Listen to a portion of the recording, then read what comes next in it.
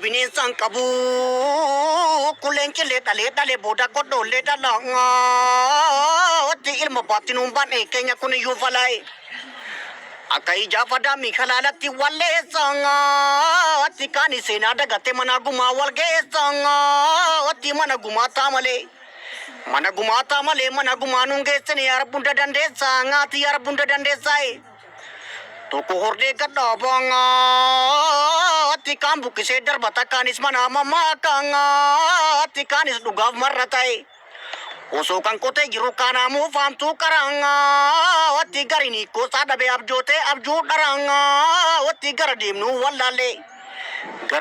wallaalle egaa eenyunnuu fi maangaatti wallaalle dubbii baraa'e nama barrii miite isa kophaa deemu kan kophaa gungumu waa isaa dubbachuu osoo fi muuf ka'ees dubbatamee dhumu dubbii dhiise miti wal qabattee laga ceetu laale deeme waa'ee isaa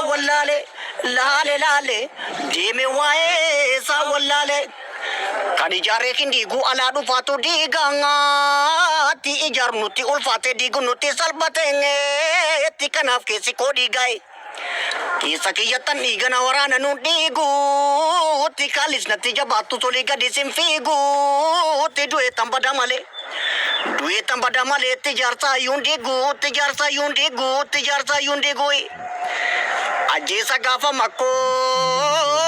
ajjeesa gaafa makkoo kan girbaaffaa jabaatuutti isa gurree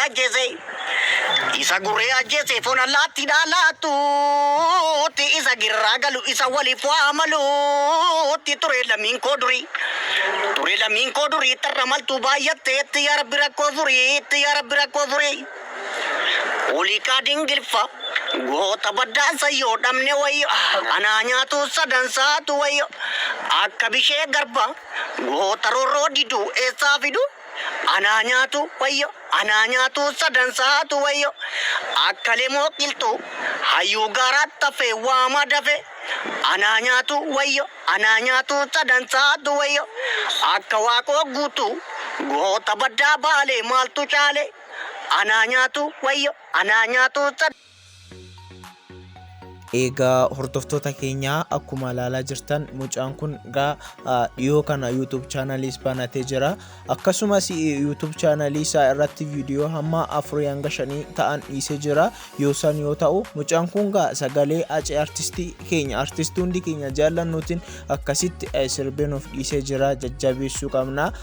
Baay'ee namatti tola. Angama kootiin baay'ee gammadee jira. Isinis akka gammaddan abdii guutuun qaba. Egaa hordoftoota keenya faayee shawo subscribe gochuun akkasumas like gochuun namoota kaan birallee akka ga'u share tolchuudhaan faayee shawo nuuf jajjabeessaa isiniin jenna. Ta'an sun immoo YouTube chaanalii gurbaa kana yookaan obboleessa keenya kana viidiyoolee babbareedoo 4-5 ga'an sagalee aceetiin hojjetee dhiisee jira. Achirratti komentii irratti hin argattu.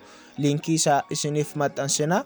Yoo ta'u seentanii subscribe gochuun mucaa kana jajjabeessuu qabna. Oromoon hundi isa bukkee dhaabbachuu qabna. Egaa subscribe gochuun maatii keenya ta'a. Hanga deebinutti nagaadhaan gammachuudhaan nuuf tura. Yoo yaada qabaattan komentii irratti nuuf barreessaa. Galatooma ulfaadhaa.